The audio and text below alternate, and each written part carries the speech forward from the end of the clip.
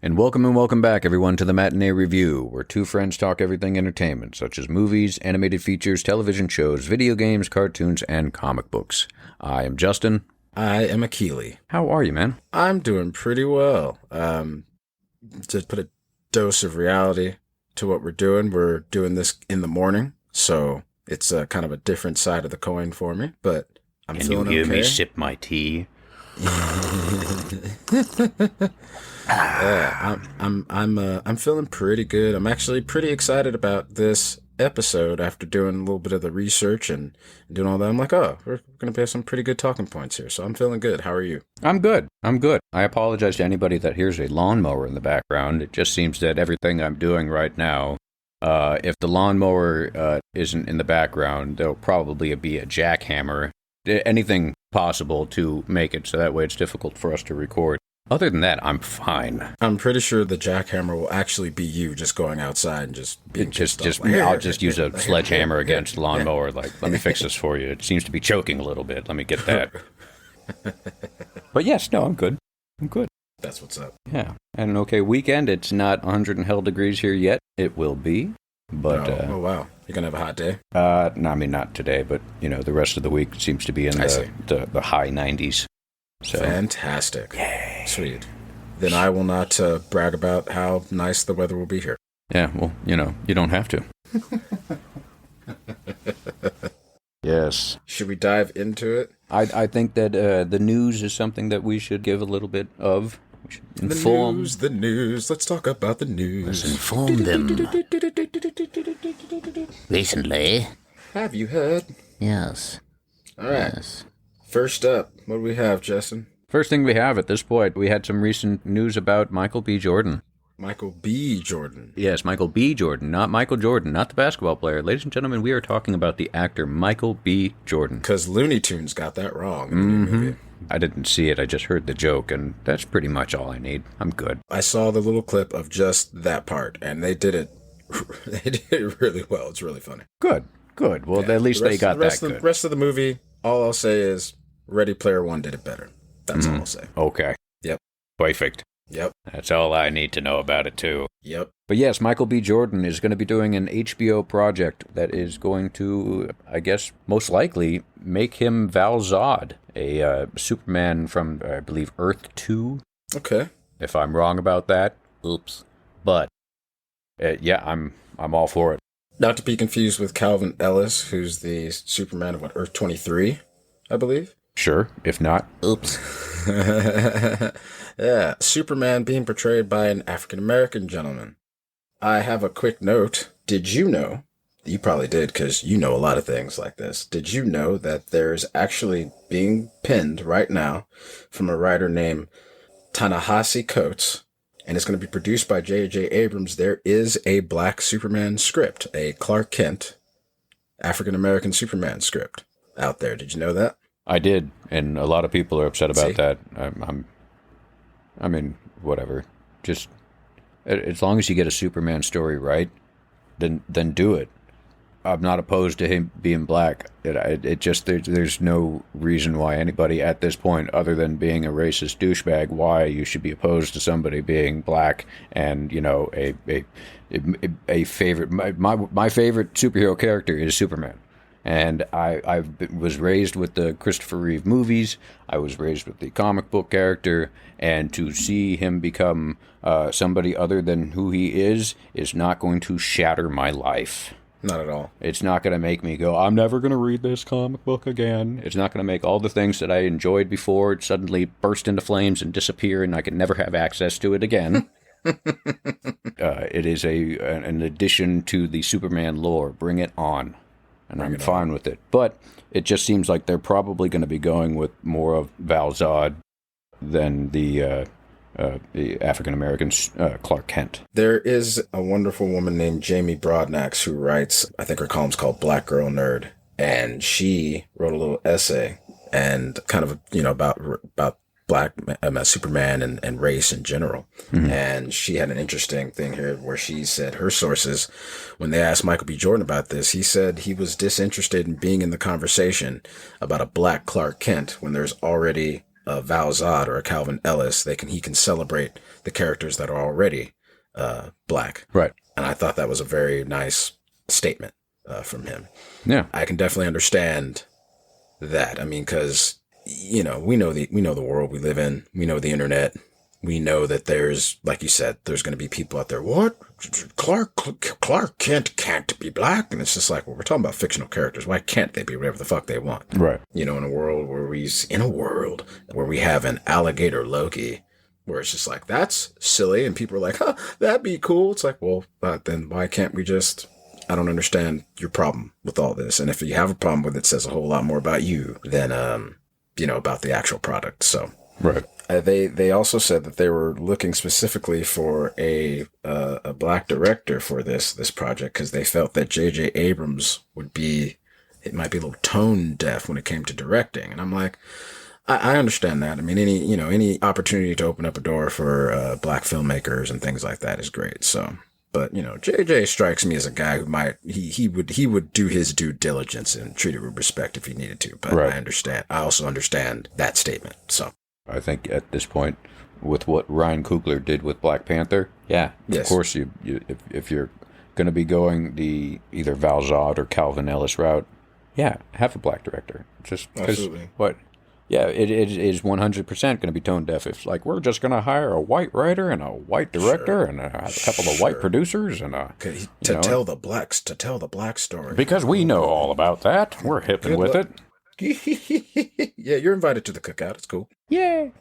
Michael B. Jordan adding something else to his already impressive list of credits, and it's good to see that he's still working, still being that guy. Looking forward to whatever this is going to be developing. And as we mentioned before, I did not know that he was directing Creed 3, so I think that's going to be. Mm-hmm. I'm also excited for that. So Michael B. Jordan doing big things. Yes.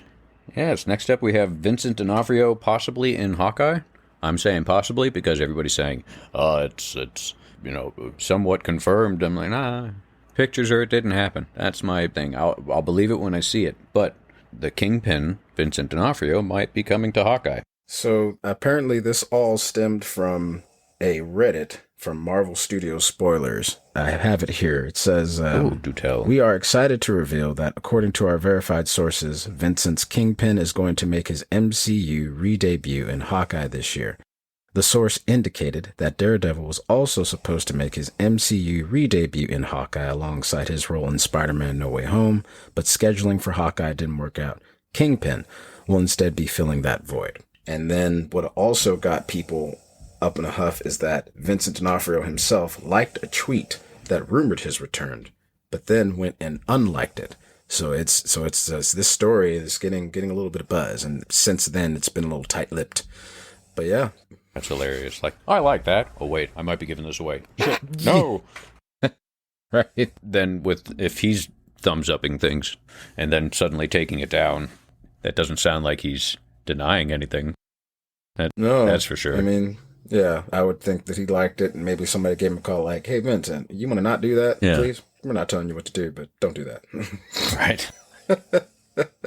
Remember this whole contract you signed? Right. I would be thrilled if Vincent D'Onofrio returned. No offense to Michael Clark Duncan, but Vincent D'Onofrio is my Kingpin. So he killed it, and many people too, especially that one guy with the car door. He became the most menacing mob boss that you could think of in that cinematic universe. So the fact that they might actually finally be connecting these, the Netflix Marvel and the MCU Marvel, do it. I agree. Maybe do a little more choreography with Iron Fist. Or just find a different Iron Fist. Who knows? Because I did not see Iron Fist. And I'll admit, I only watched a little bit of Defenders. From everything I hear, the gentleman who was in Game of Thrones, played Iron Fist, was probably not the best pick. And just the show in general, off bat, people were like, nah. Well, I don't know, man. If you're really into boardroom scenes, then Iron Fist is for you. That's what you think of when you think of Iron Fist. That's what I thought of. I thought, man, this guy really needs to sit down in a chair and talk about how to keep the company afloat. And Now, when you say board meetings, you mean like he's in a room and he's breaking boards and people meet and while he does it? Like no. literally like he's running he's Danny Rand running a company and it's board meetings. Ah, So boring. cool. And it's very interesting that some of the best fight scenes it just happened to be when he had a mask on. Yeah. Wow. Love that stunt man. Yeah. Love that stunt man. Go.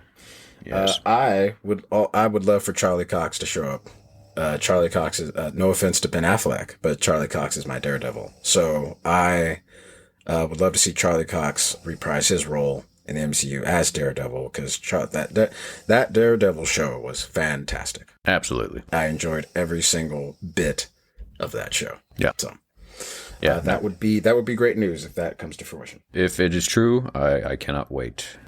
But we will see. We will see. In other Marvel possibilities, Norman Reedus is talking about how he wants to be Ghost Rider. Mm-hmm. Now, Norman Reedus, if nobody knows, nobody knows Norman Reedus by now, you're under a rock. But shame on you. He is right now very well known for his character in The Walking Dead. And, good old Daryl, the man with the crossbow. That's right. He's been in a lot of other things. He was also in Blade 2 as the stoner mechanic. He was good old Scud. Yeah. Yeah, who betrayed fucking Blade, so fuck Scud. With a name like Scud, there's not much trust coming in. All the help in the world you can hire. Scud was your guy. Whistler's a cool nickname. Blade, then we got Scud. Like, what? What's going on here? Who'd you fuck to get on this ship? Yeah. But even before that, Norman Reedus will always be Murphy McManus, good old Boondock Saint. Oh, yeah. So I guess Norman Reedus is already an avid motorcycle guy. He has his own show, Ride with Norman Reedus on AMC. He's talking about living under a rock because I gave up on The Walking Dead seasons ago. I'm one of those people. I'm like, wait, they're still doing that? Because I figured after a certain point, it's like, we have to shut this down. I mean, they don't even do the comic book anymore. And if you haven't read the comic book, do y'all selves a favor. The comic book is fantastic and goes in a different little trajectories than the show. I mean, they keep a lot of main points, but there's just some other things going on with characters that in the Walking Dead comic book that's like, man, I wish they would have just kept this for the show. Right. So I did not know he had his own show, but I would say, why not? Absolutely. If the dude wants to do it, you don't have to teach him to ride a motorcycle. He's already super well known, and yeah, why not? Yeah, he said, the Ghost Rider conversation has been coming up for years, and yeah, tell them I want in, put me in it. Unless they're waiting to see how this whole pig movie turns out, and it's like, okay, well, let's see if Nick can throw the leather on again and be Ghost Rider. Unless they're doing that whole thing, then I say, why not? I think Norman Reedus would be perfect. I think he'd be perfect. He even said, I got 12 motorcycles. Just pick one. I'll do it. There you go. Which he won't need. They will build him a custom one. And the good thing is that they should build him a custom one and he should be involved in it. Right. They can set it up for him. And if he's like, oh, this is what you're going to be riding during the movie, you might as well let him pick it out to his specifications so they don't even have to worry about this, that, and the third. So the only person that I can think that might be competing with him for the role would be Keanu Reeves. Because I think Keanu's stoic, very hard-ass attitude that he's developed when it comes to doing stuff like The Matrix and then moving on to, John Wick and everything. He's just got that look of, I don't have to really try to intimidate you. I'll just snap your fucking neck. Just no problem. So I'm just going to remain this look here. So that's funny. Because he's one of the nicest dudes on the planet. So right. Right.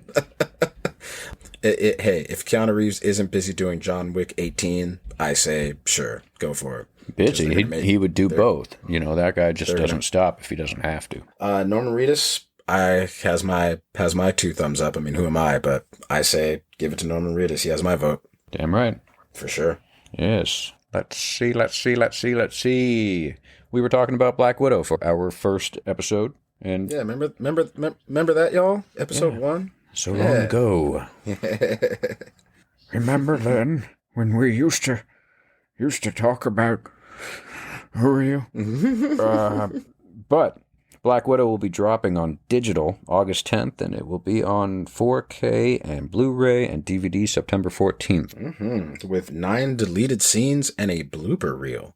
Yes. I'm not going to be one of those people that are going to just break down all the actual deleted scenes, but one thing I did read that I was excited for is there's a nice little thing that shows how Florence Pugh and Scarlett Johansson, fought together, trained together, and did this whole thing to try to get their sister bond going. So I'm really interested to see, those little tidbits and whatnot. So yeah, for you and I, cats like us who are hard copy people who want to, buy something and put it on a shelf and add it to our collection, super excited about this.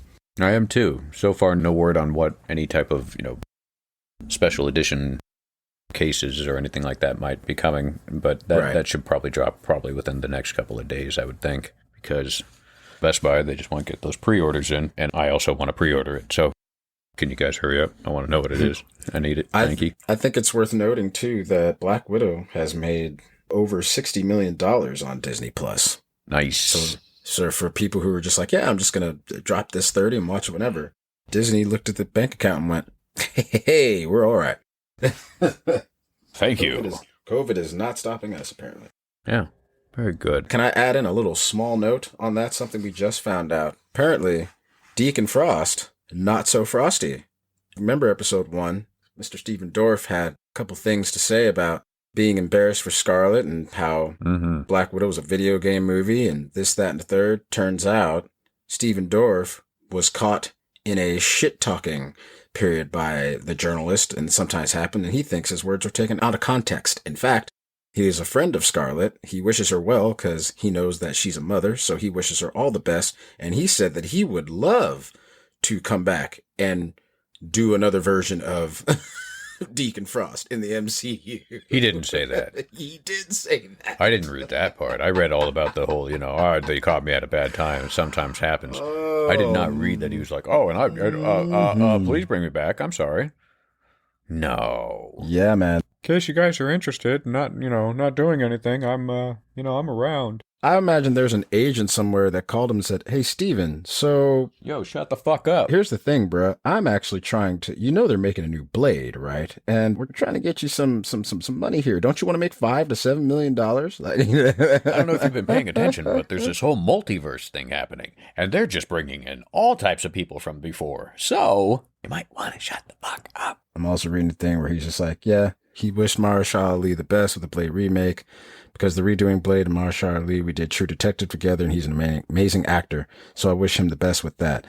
I'm telling you, man, he might have fucked up an opportunity. He'd already worked with the dude. That sounds like an agent or something was like, yo, Steven, what the fuck, bro? Yeah, it's a little bit of an oops. Yeah. So Deacon Frost, not so frosty. Maybe we'll reel back in the Stephen Dorff fans by saying like, hey, next time, Steven, just say...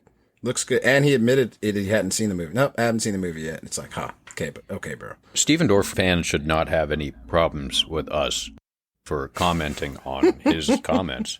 Yeah. If anything, Stephen Dorff fans should be mad at Stephen Dorff. You think?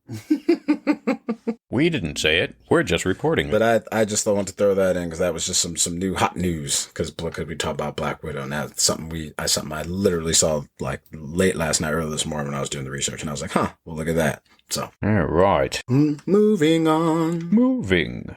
Moving. How about it's Peacemaker. Yes, and he's getting an air date, which I thought I had saved, and now I'm looking around going, where did I put it? January 2022. Yes. Going to be on HBO Max. The wonderful and very funny John Cena is going to be reprising his role as Peacemaker. It looks like James Gunn is going to be... Not only did he create this, but I guess of the 8-show run, he's going to direct 5 of the episodes. So nice. Yeah. He looks, like he's having fun to the point where he's been wearing the outfit for interviews. He wore it on Jimmy Kimmel the other night. Of course he did. And obviously obviously it's good enough that the studio went, we need a show about this guy because this is going to be something big. And he's hilarious. If he's proved anything, that the guy is funny as hell and he's got great timing. So I'm all for it. I can't wait to see it. Can't wait to see the movie. That's next week? Suicide Squad? Yeah. Yeah, I man. believe that's next week. We're getting ready. We're getting ready. All right. Drop today, ladies and gentlemen. We have got our good first look at the Ghostbusters, and I can't wait. Ghostbusters. Okay, so yeah, the first trailer dropped December 9th, 2019. It has since has over 19 million views on YouTube, and that first trailer really just wet the beak. Really just gave you that first little taste, and it was just like, okay, Paul Rudd, okay. You got a cat from Stranger Things whipping the Ecto-1 all around the corn, the wheat field. But this trailer here, yeah, man, a nice, full, just good trailer. And I think this movie, if I can say anything else about it, just looks very fun.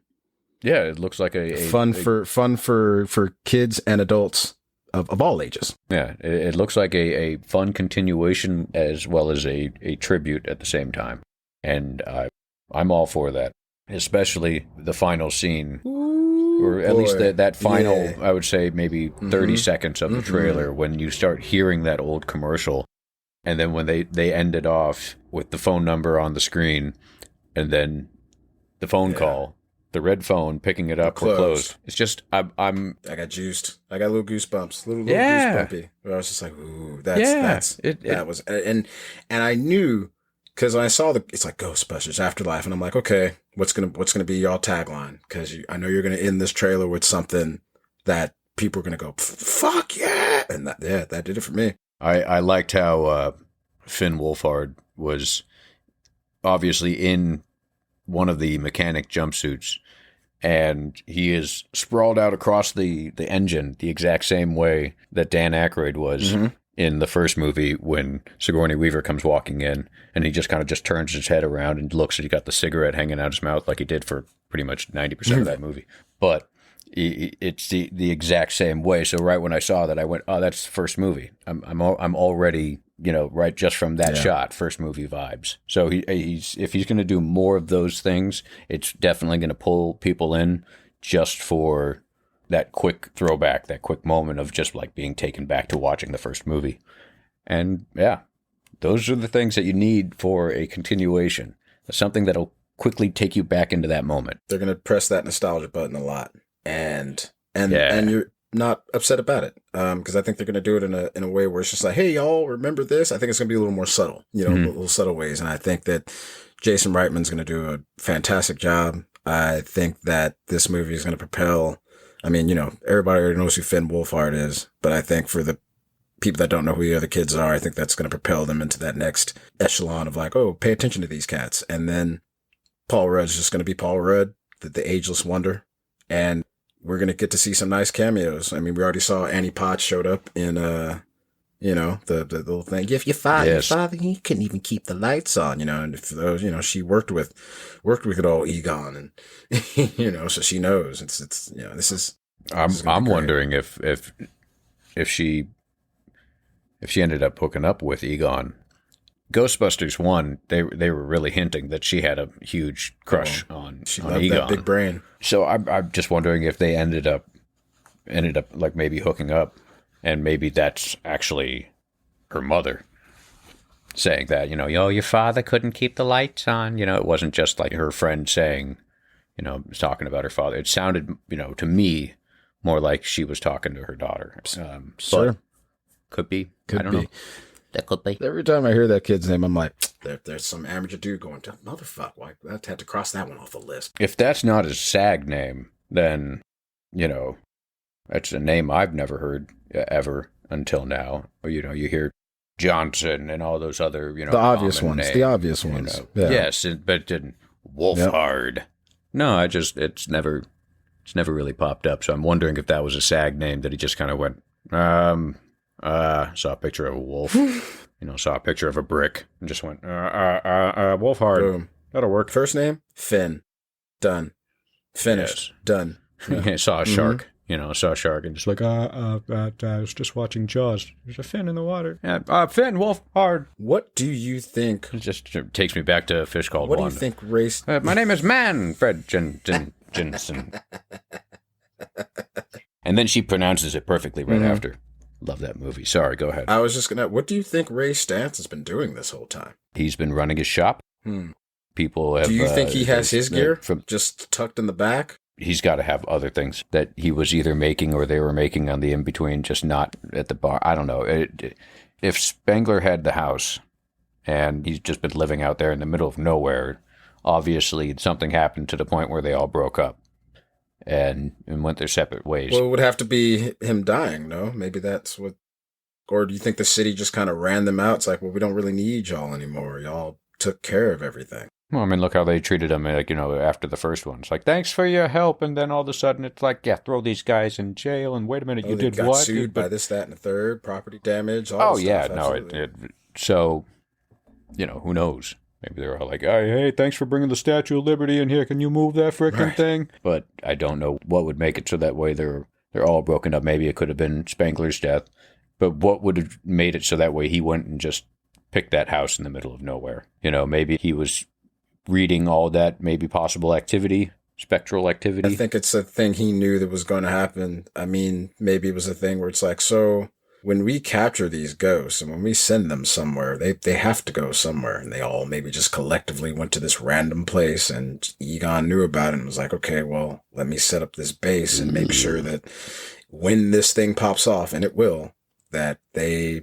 will at least be at the main point and they can hopefully do something about it. So, right. Do you think they try to touch any kind of Egon coming back as a spirit? Do you think they touch that at all? Or do you think they just leave that alone? I mean, there's right ways of doing it, and then there's definitely wrong ways of doing it. If you're going to do a full-on talking Egon ghost, I think that would be a little bit disrespectful.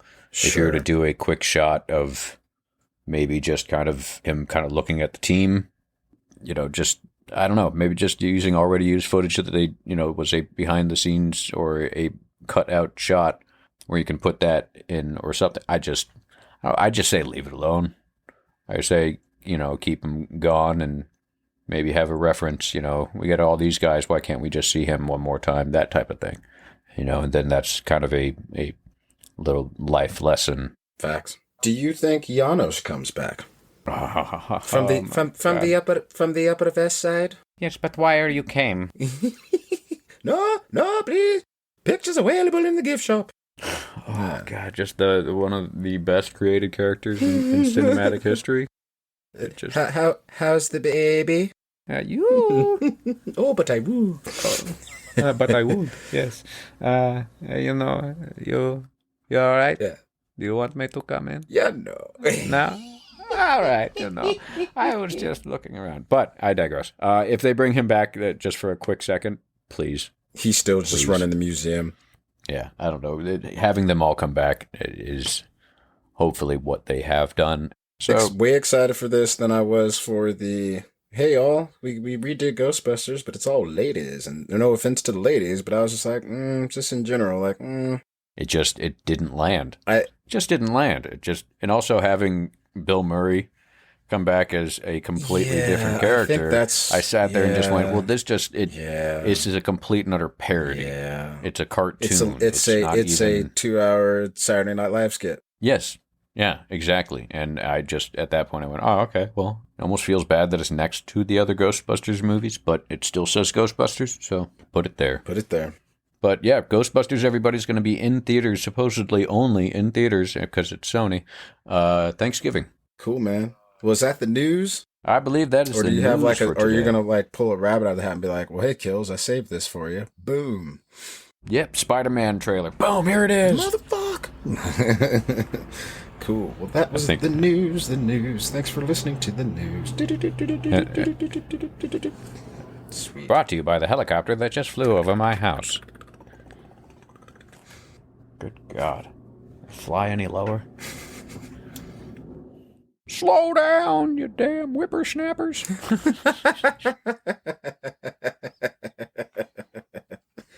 All right. right. Should we get into the meat and potatoes of the show today, my Yes, friend? we are, and yes, we should, and yes, we will. That's what's up. We're going to be talking about Richard Donner, folks, the great and terrific and wonderful director that we have all experienced plenty of his movies. Some of you might not even know that he directed some of those things. I can't wait till we get to that portion because I got my mind blown doing research for this thing. Like, really? I've been a Richard Donner fan all along. Yeah, Yeah. absolutely. Let's start off with his TV career. Man. From the Man from U.N.C.L., The Fugitive, The Twilight Zone. He worked with Steve McQueen on the Wanted Dead or Alive Western TV show. Mm-hmm. He did so much. He did the episode in The Twilight Zone with William Shatner. There's something on the there's something wing. Something on the wing. Something on the wing. He did that whole episode. Wonderful. And look at that. Like I said, been a Richard Donner fan all along. Look at that. And they did that whole thing in 3 days, which was impressive back then. They went into this main studio in MGM. They started filming. They had the plane and everything in there. And they had probably about 2 days worth of shooting left, maybe a day and a half. And studio execs come in and say, okay, so we need this entire studio for tomorrow. So you guys need to finish. And he's like, we can't. We need this tomorrow. And the guy goes, take all the time tonight that you need. So they had to film all the way until sunup, filming all that stuff. And that probably contributed some of his deliriousness. I need to go to sleep. There's not enough time to do the thing. I need a nap. That's funny. So, yeah. Nice. Yeah. The guy had quite the career. Go ahead. Yeah, no, I'm sorry. I didn't mean to step on your toe there. No. I see. I just put down a couple things that I pulled from the whole TV thing. He did a couple episodes of Kojak. I thought was cool. Mm-hmm. Did a couple episodes of The Fugitive. 3 episodes and was executive producer on Tales from the Crypt, which would translate really well into the movies for him. Yes. And you mentioned The Man from U.N.C.L., so some people, probably didn't know that, that was a TV show because a lot of people know The Man from U.N.C.L., the Guy Ritchie movie starring Henry Cavill. So Armie Hammer. Starring Armie Hammer. Is Henry Cavill not in that movie? No, they're both in it. Oh, okay. Henry Cavill and Armie Hammer. Oh, okay. Okay. Yeah. Hugh Grant shows up in there. Yep. But yeah, I didn't know that was a show.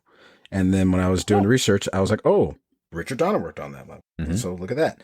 And then he also worked on Have Gun Will Travel for 5 episodes. There it is. And the reason why that popped up on my radar, I was like, oh, I recognize that the name of that show because did you know that in 2000... Stand By Me? Did you know that in 2006, Eminem was supposed to star in a Paramount-developed Have Gun Will Travel movie? I didn't know. This was after 8 Mile, and somebody said, "Oh, looks like Marshall Mathers has some acting chops," and they were going to develop Have Gun Will Travel for him to star in. I didn't know that. Yeah, I did not know that. Yeah, man. We almost had that. So that's crazy. Mm-hmm. I just remember Corey Feldman singing that song, and pretty much all the kids singing that song in Stand By Me. Is that where that's... Have gun will travel, reach the card of a man. Okay. A night without armor in a savage land. How about that? Yeah. How about that? Okay, cool. He also did some episodes of Wild Wild West. He did some episodes of Gilligan's Island, Kojak. He did a lot. The guy did a lot before he went on. That's what's up, man. Yeah. Cool. And then his first film was X-15. I have no idea what that's about. It's something that I would like to look into because it's another movie I just didn't know that he did nor that existed. It's a fictionalized account on the X-15 research rocket aircraft program. The test pilots who flew the aircraft and the associated NASA community that supported the program. Ah, perfect. Starring David McLean and Charles Bronson, actually. So, yeah. Narrated by a good old Jimmy Stewart. Yeah, James Stewart. Ah. Yeah, who's uncredited. But yeah, I'm pretty sure. I haven't seen the movie, but I'm pretty sure if you listen to it, you might get that voice. Oh, wow. That's Zuzu's pedals. Oh, savings alone. All right. Then in 1968, he did Salt and Pepper, a movie with Sammy Davis Jr. 69, he did a movie called Lola. He got kind of well known for the movie The Omen in 1976. And then it all blew up in 1978 with Superman the movie. And that just shot him into stardom. Oh, God, that soundtrack. Superman. No, it's funny that you say that because he even, when he talks about when he went to the premiere and, you know, the whole credits start and you got the names coming up on screen. The moment that the title came on, he could even hear it through the music that he's like, I could totally hear it. It said Superman. Yeah. You know, it's a great landing spot for it. Here he comes from the sky. What could it be but Superman? You know, it's right. Well, you just wrote the song. Perfect. Nice. I didn't know it had lyrics, but now it does. So, bravo. Yeah. Love that movie. Yes. Absolutely love that movie. It is I think, the epitome of origin story movies. It had just a fantastic cast. A lot of people knock Gene Hackman's Lex Luthor. I think it was fabulous. I think that it brought just a whole new realm of psychoticness and sarcasm all at the same time. Mm-hmm. He killed it. I loved it. I loved, God, everything about it. I'm stumbling just because I'm trying to think of everything all at the same time. Sure. I mean, I know I know you go very, and I don't mean this in a knocky way, but I know you go very fanboy for the movie. Absolutely. There's been countless times. I mean, I can probably, in every single conversation that we've had that gave us kind of the idea for this podcast, there's going to, I already know there's going to be a moment where Superman's going to come up, and that's fine because I love to hear you talk about Superman because I wasn't a big Superman guy, really. When I remember first watching the movie, of course, like most things, I'm pretty sure my mother showed it to me. And, and just one of those things where she didn't show it to me. I was just like, oh, Superman, I know this, and decided to just watch it on my own. And if anything, I remember finishing the movie and just going, that Superman, he's a good egg. He's a really good guy, like just there for all of us, and and hey, if your local pimp on the street can dig Superman, hey, that's a bad outfit. Whoo, hey, right? Love that. Love that. Who am I to knock Superman? It is a bad outfit. Yeah. Anything.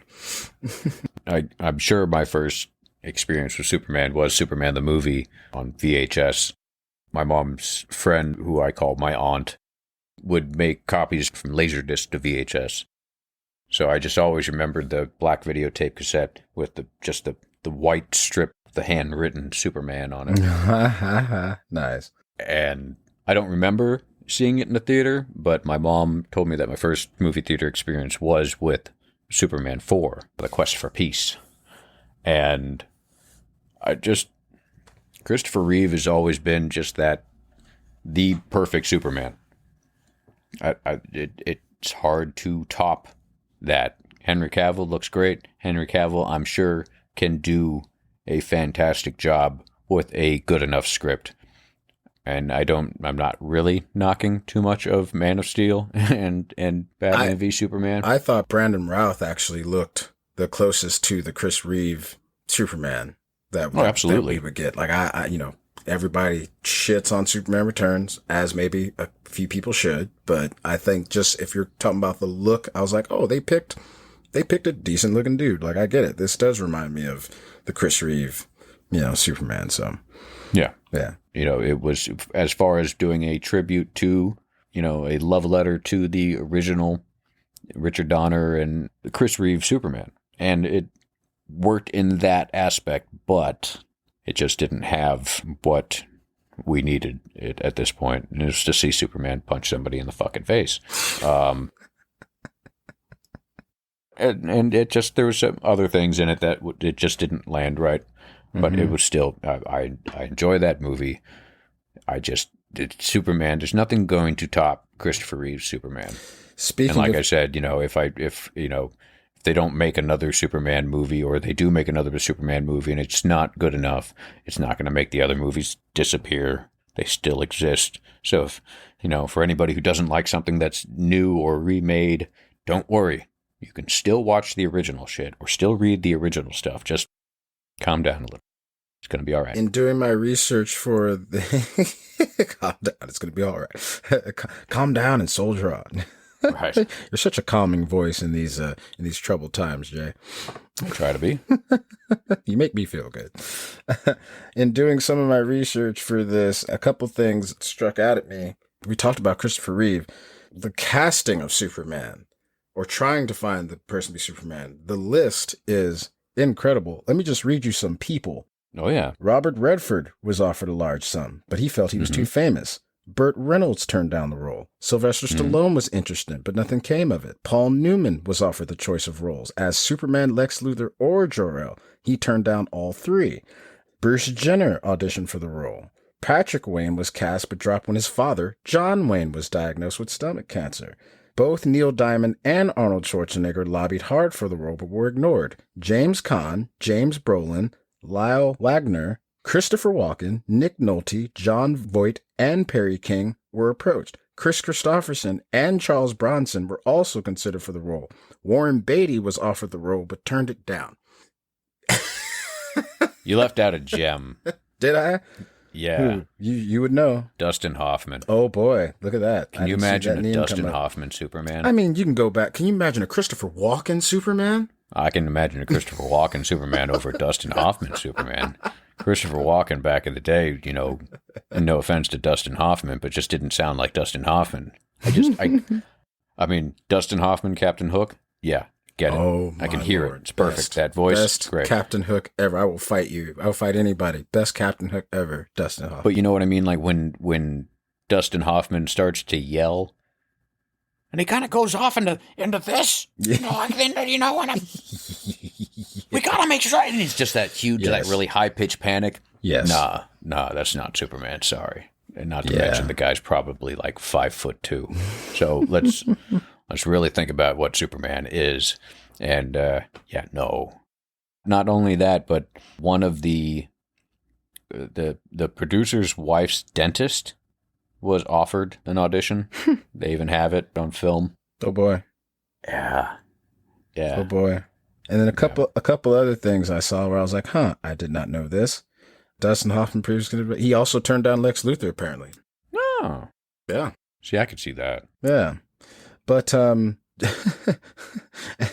this is just really funny. Just kind of maybe gives you to an insight of who he was. Marlon Brando. He horrified the Salkins by proposing in their first meeting that Jor-El appear as a green suitcase or a bagel with Brandon's voice, but Donner used flattery to persuade the actor to portray Jor-El himself. Yes.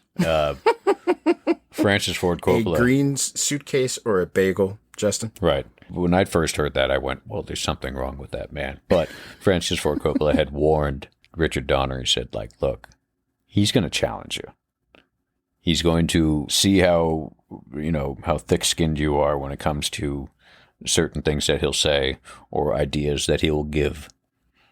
And boy, did he, when it comes to maybe he should be a bagel. And it just, can you imagine sitting there and just having like everybody just like, really intent, like, all right, we're going to get the Godfather. We're going to get Marlon Brando to be Jor-El. This is going to be great. And he's like, maybe I should be a bagel, like just do the voice. And everybody's going, wait a minute, what? No, wait, where am I? What happened? What did I drink? I wish I could have been a fly on the wall for that. Man, I think even the fly himself would have left the room. Yeah, but the fly's like, no, I'm out of here. But it also kind of just revealed how much he was going to give a shit about the film, because through a couple of different stories, I mean, there was an interview with Christopher Reeve when he was talking about how just the man didn't care. The man didn't care. He just didn't have the right attitude for it and everything. And the guy goes, well, it was still an honor to work with him, though, right? And he's like, no, it wasn't. I was like, wow, bold. Let him know. Right. Let him know. I mean, But Terrence Stamp, clearly all about the money. right? And now that you say that, you can kind of go back and it's like, yeah, it's Marlon Brando. It's that voice. It's that cadence. It's the walk. But that's definitely like, all right, cut. Hey, Marlon, can we do another take? No. Right. All right. We got it then. Thanks, Marlon. Yeah. Yeah. What were you going to say about Terrence Stamp or Zod? Kneel before Yes. Zod. I love General Zod. Just too good.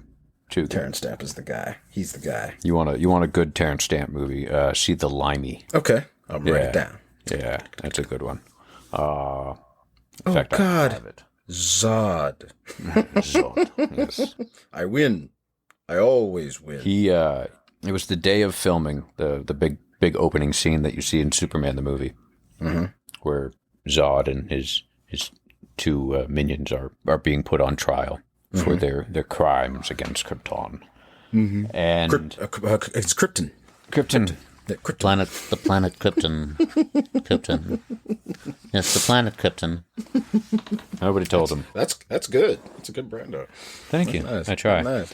So the day of filming that shot, I guess either Terrence Stamp walks in or Marlon Brando walks in. Terrence Stamp's the one who told this story, and he said that Marlon Brando asked, Tell me, what do you think of the script? and Terrence Stamp said, "Oh, I love it. I just it's really great. What about you? What do you think?" And he goes, I don't know. I haven't read it yet. Day one. Day one. And I was watching the beginning of it this morning, and the part where Zod, Terrence Stamp, is yelling at Marlon Brando as he's walking away. It's like, "You will bow down before me."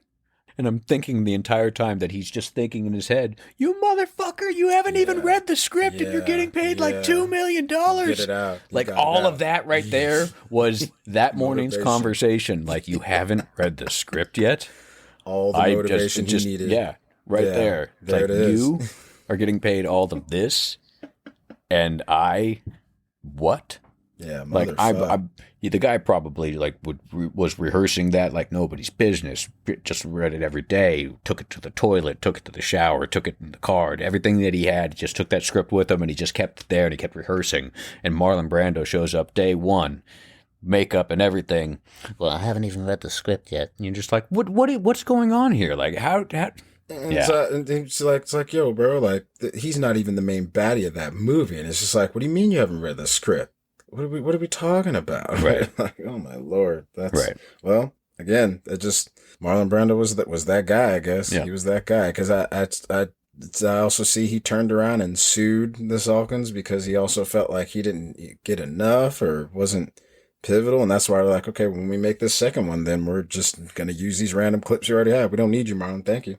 Something like that. Once they fired, because Richard Donner was filming 1 and 2 back to back.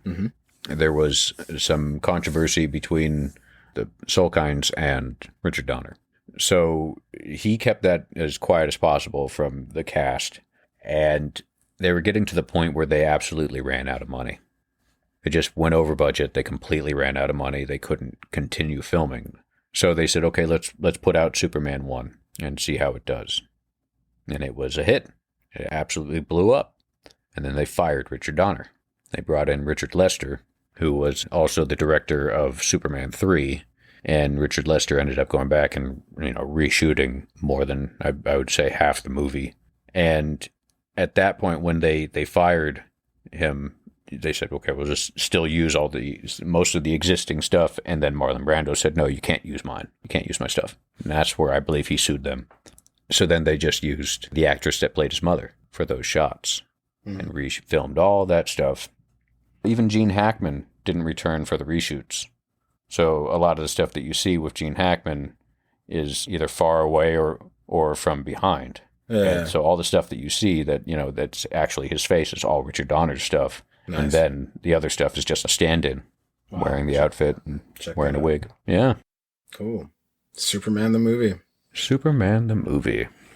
Cool. Yeah, and that blew him up into stardom, and he did other things after that. Let's take a look at what we got here. He did a little fun movie that I feel like if you're around our age, It's definitely a movie that, people's like, well, you got to talk about this. Of course, we're talking about The Goonies. Absolutely. Goonies never say die. I just watched a little interview that Josh Brolin gave about how, he's like, okay, so this is what's going to happen. He's like, we heard there was going to be this ship, right? And we've been building it for 3 months. They wouldn't let us see the ship. And finally it's built. They're going to let us see it. And so they're like, all right, we have speakers underwater. You're going to go down the water slide. Now, when you go down, we want you to face the wall. And then when we say action, you're going to turn around. And all you're going to do is turn around. And so he's like, so we're going down the water slide. Mom, action. So I turn around. And the first thing I go is, holy shit. And Richard Donner says, cut. Well, you're a Goonie. You can't say that. That's funny. That's hilarious. So the reactions that you see from the kids when they see the ship are the genuine. That was all their first time seeing that they ship. Kept it from all of them. Yeah. So I thought that was a really great story. Yeah, The Goonies. That was Josh Brolin's first film, and there's a lot of cats in there that would either turned into stars or were kind of stars at the time, and or their stars would just continue to shine bright. I've only seen that movie a handful of times, but I do remember just it. I'm going to say this about a lot of movies, but it's true. It's just a very fun film. It's just beginning to end. You're like, this is really cool. Oh yeah. Yeah. It has Sean Astin. It has Corey Feldman. It has Joe Pantoliano. Pantoliano. No, I can't. It's Pants. Joe Pants. You'll remember it from other movies. Absolutely. Jeff Cohen, Cary Green, Martha Plimpton, and Ke Huy Quan, who's a short round. So yes, and we 100% have to, because at least I have to mention Anne Ramsey. Because she's great in this. She's always been great in Goonies. But if you haven't seen a little movie called Throw Mama from the Train, you 100% have to see her in that. Yeah. Because she plays the most awful person to ever exist. Owen! Give me some nuts. Don't give me the unsalted nuts. The unsalted nuts make me choke. Who are you? I'm Owen's friend. Owen doesn't have any friends. He's fat and he's stupid. Oh my God, she's fucking great in that. And you understand why. She's like, please kill her. Please kill Mama. Danny DeVito, Billy Crystal, Anne Ramsey. Throw Mama from the Train. Go see it, folks. Or go rent it, folks. Or just buy it and enjoy it and just watch it over and over again. Because I do. There you go. Yes. And then after, actually, it's the same year, 1985. Do the chunk shuffle, everybody. Do the chunk shuffle one time. Not me, but I'm done doing the chunk shuffle for everybody and anybody. Thank you very much. Chunk doesn't do it anymore. The guy's a lanky, skinny guy. Did you know, a quick little thing, Yes. The actor who plays Chunk, he lanked out, got real skinny, and people stopped giving him roles because they just wanted fat Chunk. So he had some hard times, and he stayed in touch with Richard Donner. Everybody at that cast stayed in touch with Richard Donner. Nice. And he said, hey, man, I'm going to be doing a admittance letter to college. And I wanted to be able to, is it okay if you go over it and read it and maybe give me some advice? And Richard Donner said, yes, go ahead, send it to me. And, he read it, and he talked about how it mentions how he was a kid growing up with his sister and, single mom, Woodland Hills, and all this different stuff. And Richard Donner calls him up and said, hey, so Lauren and I, we read it. And first of all, just letting you know, you're going to be fine. You're going to be absolutely fine. Don't worry about it. You're, any college is going to accept you, with this. But also want to let you know that Lauren and I we're gonna pay for your college. Nice. Hearing about that, the guy was a downright decent human being. He cared about people. He grew bonds and he formed families through the work that he did, and that's awesome. Yeah, the sign of a good director and a good person. Because if you can be a director that people actually want to work with you and keep working with you, and that a director that you can actually enjoy their company not only while working with them but outside of work. Yeah, that right there, good man. Indeed. Not only that, Kevin Feige, the all-knowing, all-seeing, powerful eye of the MCU, Richard Donner gave him his first unpaid gig, gave him his first paid gig, gave him his first producing credits Wow. in a role. It basically gave him his start. Wow.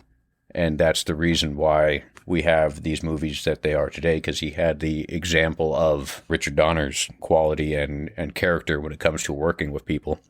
And B, he said it's the template for the perfect origin story. Superman the movie is what they always go back to. With every single one, they always watch that as an example of, okay, here we go. Here's our template. Here's how we set things up. And it shows a lot. Shows a hell of a lot that, Superman is the reason why the Marvel movies are the way they are at this point, because of Richard Donner and Kevin Feige. Nice. Yeah. Same year as Goonies, we have a little film called Lady Hawk, Yes. One of my personal favorites. which I didn't know anything about until you were like, hey, have you seen Lady Hawk? And I'm like, yeah, I mean, I've seen a lady with a hawk, but yay. That's the source of my humor this morning, everybody. Waking up. Lady Hawk starring Matthew Broderick and Michelle Pfeiffer and Rutger Hauer. Nice little fun fantasy film. Yes.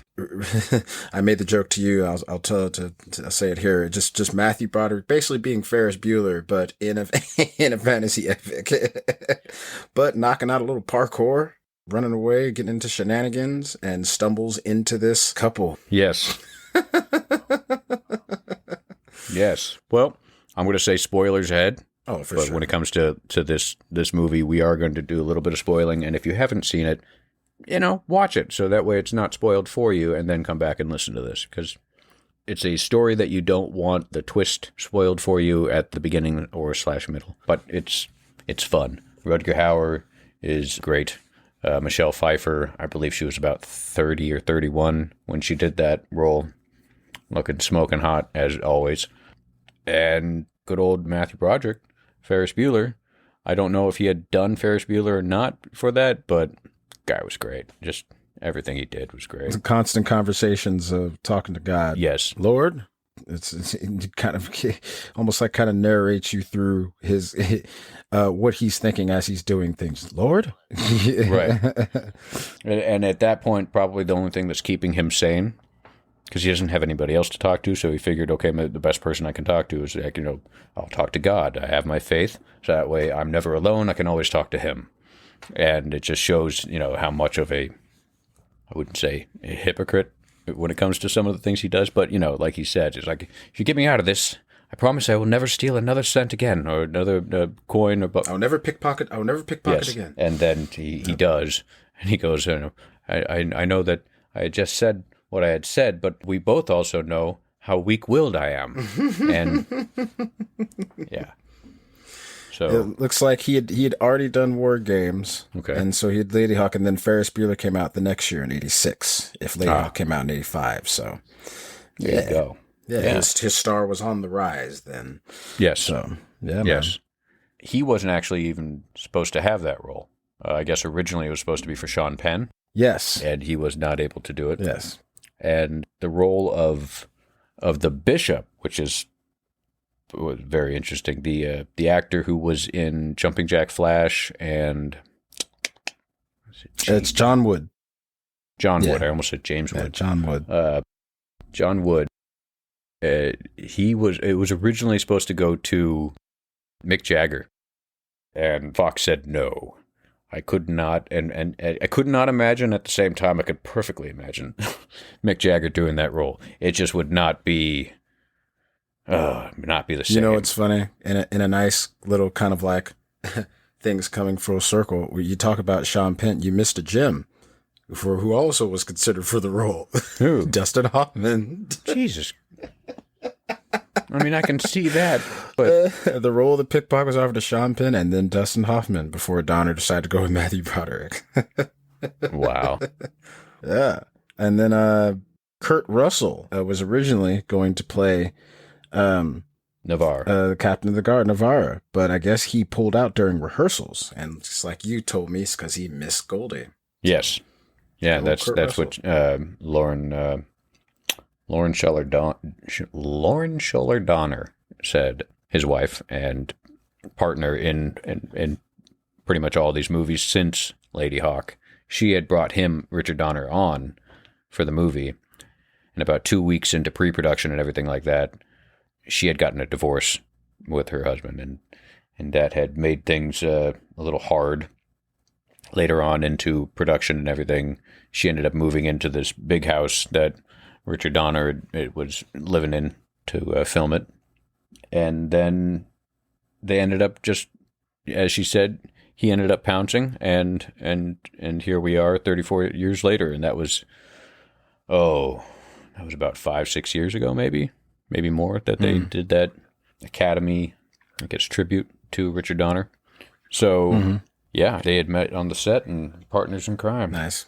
But one thing I will say about Lady Hawk, it great pacing in the beginning. Just seems like it's like, boom, Matthew Broderick's in this, boom, now he's in this, boom, just a lot of goes. It does get maybe a little slow towards the middle, but I promise it does pick up at the end. And if anything, it's a beautifully shot movie. They pick great locations for a movie that only had $20 million budget. They found some really great locations and shot in these real castles, and it's a great looking fantasy film. Yes. Not a lot of people showed up to go see it. Only made $18.4 million in the box office, Justin. Yeah, that's not good, especially probably the amount that they spent.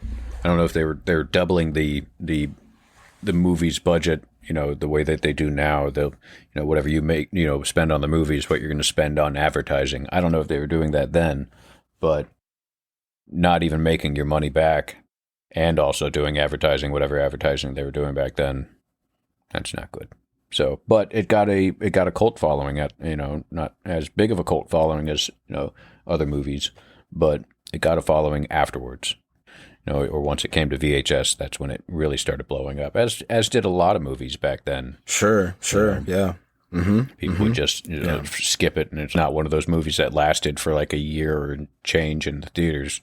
It just came out, didn't do well, left. It's how my mom saw a lot of movies, because she wasn't going to go to the movies, but wasn't really interested. And then especially when back in the day, there used to be these places called video rental stores, boys and girls, where you used to have to go and, actually, if you wanted to see some movies, you had to go and get in your car and drive to these places and actually walk through the aisles and pick the little cases up yourselves and go home and watch them. There was no streaming. So, and Be Kind Rewind, Blockbuster Video, not just a thing in a Marvel movie, but that was real. That used to be life. There used to be my mother and I used to have Blockbuster Fridays. That was kind of our thing when I was growing up. Let's go down to the video store. And that's how she found a lot of the gems. So I just had a little flashback moment of waiting at the counter, kind of off to the side, watching every single person that would come and drop off a movie. Asking if it's the movie that I was requesting at that point. Oh, sure. They're like, it should be. It's late. Should already be in by now. So, who knows? You'd stick around for another half an hour going, please let them bring it back. Please let them bring it back. And they don't. Can you got to choose something else? else. Can you call them? Right. Well, going from a movie that maybe didn't do that well in the box office, we can hit a series that actually did pretty well in box offices. Absolutely. The Lethal Weapon series. Oh, yeah. I'll just say right off bat, that first one, $15 million budget, $120.2 million in the box office. So absolute success. So Lethal Weapon, everybody, still not too old for this shit, apparently. No. They were going to even make another one. That was part of the plan. Before he passed. Richard Donner and Richard Donner, Mel Gibson, Danny Glover, Rene Russo, they were all back. Nice. They were ready to start and just get the script right and get going. Unfortunately, that didn't happen. I know you've mentioned you think Lethal Weapon 5 directed by Mel Gibson, but do you think if Richard Donner's not... I said that last episode. Yeah, if you think if Richard Donner's not, I think Mel still does it, or... I don't know, because Richard Donner was the pin that held the whole thing together. So if Mel Gibson's up to it, he worked with him enough. He did 6 films with Richard Donner. He did all 4 Lethal Weapons. He did Maverick, and he did Conspiracy Theory. So he knows his directing. He knows his humor. He knows. He's directed He's directed films, so he knows what he's doing. Oh, Mel Gibson, absolutely. Yeah. No, Mm-hmm. he's done quite a bit of films, and so he knows the art of directing. Correct. But he also knows the style of directing that Richard Donner had. Right. And also the timing that Richard Donner would want, the comedy, the levels of emotions and all that for certain scenes. Yes. So when it comes to that, I believe that, he probably will do a good job if he does end up directing that movie. I think if anybody were to do it, he would be the guy to do it. So yeah, Lethal Weapon. So we had Lethal Weapon 1, Lethal Weapon 2 was great. It introduced Leo Getz. Joe Pesci. Wonderful Joe Pesci as Leo Getz. Whatever you need, Leo Getz. Get it? So, and also just, a couple of the best villains when it comes to the Lethal Weapon movies with the South African diplomat. Diplomatic immunity. Just been revoked. Hey, Raj, what happened? What happened to the bad guys? Did you get them? They've been decaffeinated. Yeah. You don't want to go to South Africa? Well, why not? But because you're black.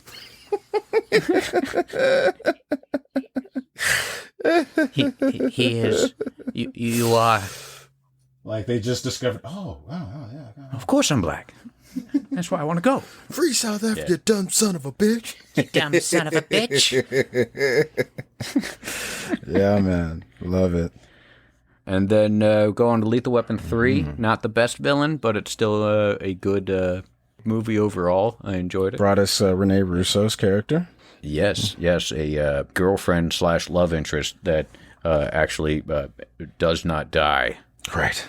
So, good for him. He was having a bad run there. Exactly. Lorna Cole. That's right. Lorna Cole. Yeah. Another movie I remember seeing in the theaters, and that movie also was one of the few movies that had an end credit scene back when we weren't ingrained and taught to stay in the seats because you might see something else once all the credits are gone. Right. Everybody does that now for every movie. Even for movies where you're like, come on, everybody, you can leave. This Yeah, it's crazy.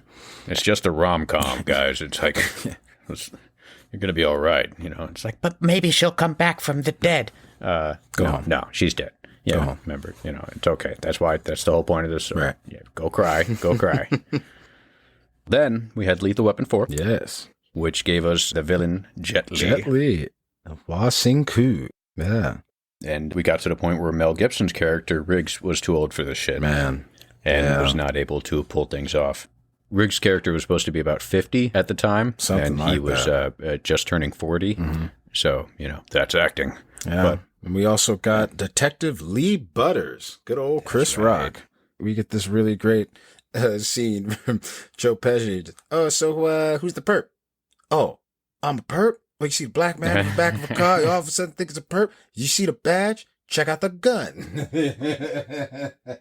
You know what? Chris Rock gets to go full Chris Rock on Joe Pesci.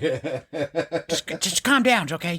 Us Jews didn't get it very well either, Somebody called my phone from Afghanistan. I had to do on a rotary phone. Oh, I messed up. Hang up. I got to dial again. Yes. Hello, Leo Getz, private investigator. Yes, I was wondering if you could investigate my privates. I love that. Part at the end where Murtaugh's like, oh, they're looking for his kid's babies. Murtaugh, no, Butters, you better not show me no Murtaugh baby. Yeah, man. I Lethal will Weapon quickly 4. say if they do a Lethal Weapon 5 and they are trying to cast Riggs' son, here's the free idea, folks. Just cast Tom Holland as the continuation of Riggs. If anybody hates that idea, that's okay. You can come up with a better one. But until then, cast Tom Holland as Riggs, Martin Riggs Jr. or whatever the hell you want to name him. It would work. I'm all for it. That's right. Cool. So we had all 4 of the Lethal Weapons, and after that, he did some other movies. He did Maverick. he did a lot of movies that I really did not know that he directed. Myself as well. I've been a Richard Donner fan the whole time, apparently. Mm-hmm. I have a couple, and we'll probably have some on the, we might have some that might cross, but I'll just throw out a couple. This isn't in any kind of order. I'm just throwing it out there. We mentioned The Omen. There was The Toy with Richard Pryor. Right. Scrooged, Radio Flyer. Scrooge and Assassins, Radio Flyer. Jesus. Yeah, Assassins, Conspiracy Theory, and 16 Blocks. And then I also did not know he was a producer on The Lost Boys. Yep, he was going to direct that, but then he ended up doing, I believe, it might have actually, I think it was Lethal Weapon that he ended up doing instead of... Lost Boys was in 87. Okay, so then it was, he was filming Lethal Weapon. Yep. Yeah. So he was producing that while directing Lethal Weapon. Good for him. Executive producer on all of the Free Willies, but, the first one, because that's the one we like. Which, in Europe, when you say Willy, and you also say Free Willy, that means whipping out your Johnson. So... when the movie was coming out and they were making fun of the fact that it was called Free Willy, the studios came to him and said, maybe we should change the title. And Richard Donner said, no, absolutely not. This is free advertising. Perfect. So yeah, he said no, and they kept it. Fantastic. So yeah, all those Free Willy movies. Tales from the Crypt. He actually got involved in the movies, got involved in all three of the movies, including Tales from the Crypt Ritual, which has one of the weirdest things the Crypt Keeper ever says, where he's chilling in Jamaica and he has dreadlocks and he's there for the eye-popping honeys. I did not see that one. Oh, boy. And I saw Bordello and the other one, but I just did not see. Wow, okay. Any given Sunday, X-Men and X-Men Origins Wolverine, executive producer. So Yes. Lauren Shuller Donner was, I believe, a producer on pretty much most of those. Nice. He also did one with Paul Walker, Timeline. Yeah, okay. He directed and produced that one. Yep. Cool. Yeah, the guy has done a lot. Richard Donner. And he's affected us a lot. And unfortunately, we lost Richard Donner this year, the age of 91. But it's a good run. Borrowing from Kevin Smith, because I really like the saying, he had a whole bucket of wind. Sure did. And he definitely left his impression in Hollywood and in a lot of people's hearts and minds. And I think that his legacy will definitely live on through his works because he's inspired a lot. Yes. So heart goes out to the family, anybody who knew him, anybody who he called family, anybody that called him family, our condolences. Yes. And then to him, thank you for everything you did. Thanks a bunch, man. Really. Thanks. Without you, we wouldn't have had what we had, and I'm pretty sure without him, we wouldn't have had the Superman theme that we had, because I don't know if John Williams would have signed on had Richard Donner not been on, or whatever it was that convinced him to do it. Superman. Without him, we wouldn't have gotten a lot of the movies that have had a big impact on us growing up and or to this day. So thank you for that. Indeed. Yeah. And folks, you've heard us talk about a lot of these works. Go ahead and check some of them out. Check some of these movies out and get maybe Absolutely. If you haven't seen any of the movies we mentioned, go ahead and check a couple of them out. If you have seen some of the movies we mentioned, go ahead and watch them again and just kind of fall back in love with Richard Donner and his work, and have yourself a good time. And again, thank you very much, Richard Donner. You will be missed. Absolutely. Well, let's getting to it, man. I know that you have to go to work. It's getting to that time. That's cool. But so what we can do is we can very quickly just let the people know we can be reached on various platforms. We have the Matinee Review at Gmail. There's also the Facebook page. We're on Buzzsprout.com, Apple Podcasts. We're on Spotify, and I am going to try to do my due diligence to hopefully before the end of this week get us a little bit of a Twitter page. So yes, we're going to try to hit all avenues here. Right, and when I'm not editing, I'll try and do an Instagram as well, so you can y'all can hit us on the gram. And also, real quick, don't forget, you're looking for some good barbecue or something like that, make sure you hit your Chantan. Tired of the same old boring hamburger? Don't want a burrito that's just gonna flop over in your hand? Pretty much done with all those horrible tasting pizzas? Well, come on down to Chantam's. We got everything you need. That's right, we got barbecue. That's right. And what else do we have? We have everything you need. We got it all covered in garlic. You don't want it in garlic? We're going to have it covered in less garlic, but it's still going to have garlic on it. Come on down to Chandham's. We got balloons for the kiddies. Sawdust on the ground. Oh, boy. We did it. We got one in. We'll do a better one. That's Don't worry. okay. We got one in. That just made my day. All Good right. times. Good, great times. All right, folks. Well, next week, Yes. we're going to be talking either Masters of the Universe Masters or of the universe. there's a possibility we might be talking about some other things, but I think Masters of the Universe is probably what we're going to be talking about Cool. I'm down next for week. It. So, So, if you haven't watched it, give it a gander. It's on Netflix. It's a lot shorter than I thought it was going to be, but we'll get into it. I was never really a He-Man fan, and Kevin Smith, good job. You've made me a He-Man fan. I was never a He-Man fan, but I have been a Kevin Smith fan for a long time. So when I heard that he was developing this, especially he was doing it with Mark Bernard, and I was like, okay, so here we go. This will be this is it. This will be good. They killed it. Nice. Like, literally, they killed it. I have not seen it yet, so this will be great. And no spoilers, because they killed it. Cool. They fucking killed it. Wonderful. Oh, my God. I will watch that again. When they bring that out on Blu-ray, I'm buying it. There Plain you and go. simple. That's what's up. So, yeah. High praise. All right, folks. Well, everybody. thank you for listening, whoever's listening, if anyone's listening. We will talk to you next week, and we will keep talking even if you're not listening. We'll just keep shouting into the void. That's what we do. I need to talk to somebody. Yeah, especially in these times. That's right. The void is our friend.